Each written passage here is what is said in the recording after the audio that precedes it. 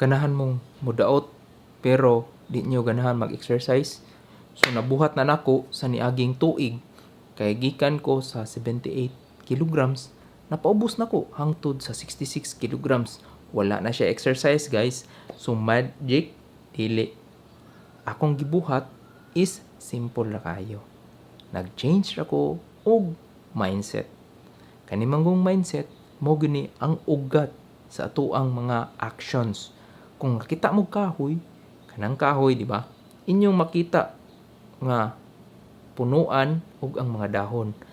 Pero ang ugat or ang ihang root mo gina siya ang mindset sa tao. So akong gi-aim na ako ang mindset is to daot jud. So tanan ugat kanang ugat ug ang trees mo nay makita sa uban. Nganong di ka mukaon ani o nganong mo ni imong gipangbuhat na mga actions. So simple ra kay tong actions sa akong gipangbuhat, no?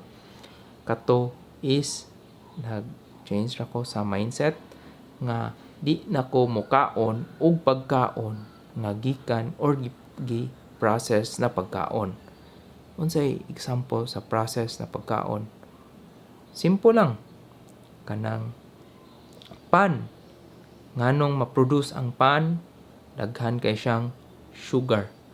Kanang pan, harina, sugar. Unsay ingredient sa pan? Ay harina, sugar, og yeast, og kanang unsa pay lain diha. Kay di sa ko eksperto ana. Pero kana gi-eliminate na nako ang pagkaon sa pan. Okay? Og kaduha kanang pagkaon sa sugar. Tanan na pagkaon gitan-aw nako ang sugar, mostly kanig yung sugar mo gini ang ato ang pinaka common na ingredients sa atong mga pagkaon karon. Mapakapi, mapamilo, mapapan, mapa-wheat bread, tanan na ay sugar.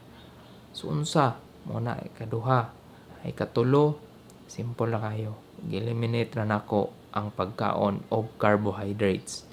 Kanang carbohydrates gi-mindset na makaon.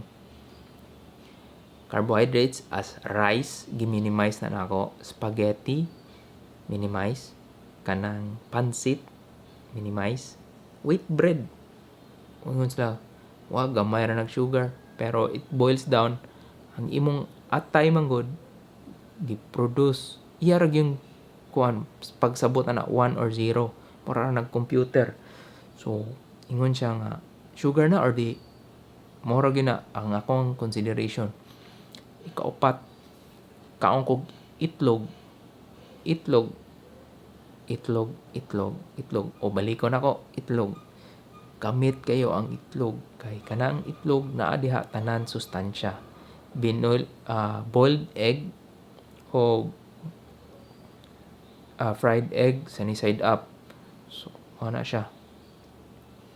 Itlog mo na pinakasustansya katuo sila nga bawal kuno itlog. Kinsay nag-ingon nga bawal ang itlog or limitahan ang itlog? Mo na sila'y pagtuon. Ang ikalima is kuan lang yun, intermittent fasting or kuan kanang oras sa pagkaon gilimitahan nako. Kung mahimo duha ra kakaon sa usa ka adlaw in which kana siya mag-range hantod sa 11 AM hantod 4 PM diha ra ka mo kaon. Pero di sa nimo palabihan imong kaon kana ganahan yung kamo daot na kana na 5 kauna na. O wa pa mo naka-subscribe nako basin di nako ninyo makit-an.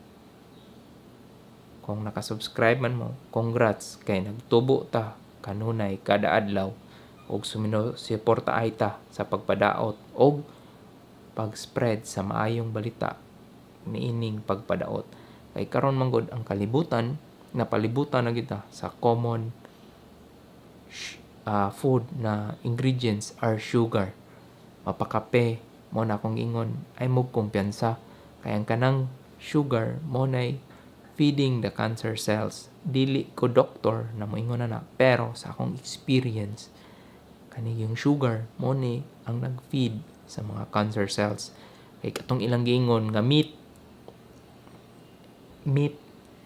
Dili na mao kay ang meat mo na pinaka-optimal na pagkaon sa usa ka tawo. Mo na gibutang sa atong ancestors, di ba? Kato atong ancestors, mo to panagsara kay to sila mukaon. So mo na mukaon na sila og makapatay sila og usa or makahunt sila, di ba? Karon ang availability sa pagkaon, uy gigutom ko, kaon ta. 30 minutes after gigutom na sa ko, mo palit sa kantin. 1 hour after na nag-crave og lami, mo kaon na sad. So kana man kong pagkaon, dili man guna ingon na busog nindot na feeling na busog, pero sa ato ang lawas na naggaling permi, di na siya maayo. Kay nag-struggle po natong lawas. Mura nagmakina nga kailangan niyang galingon tong mga imong gipangkaon. So mas daghan ka gikaon, mas dili ka pahuway ang imuhang lawas. Pero busog ang feeling. Kay kana siya gimodify na ng mga pagkaon na maka-addict sa atong una-una. Kanang dopamine gitawag, kanang feeling na busog nga fulfillment kayo. Gidesign ng pagkaon, guys, para ingon ana, dili na siya simple lang na pagkaon na pareha sa una.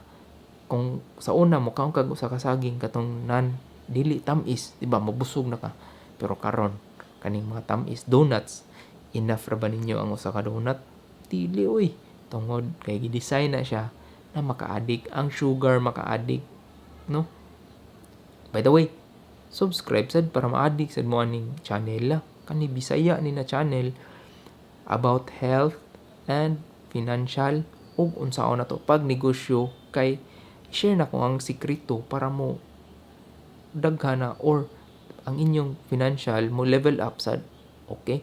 Kani is more on mga opinion ako about sa finance, health, and technology and farming. Okay?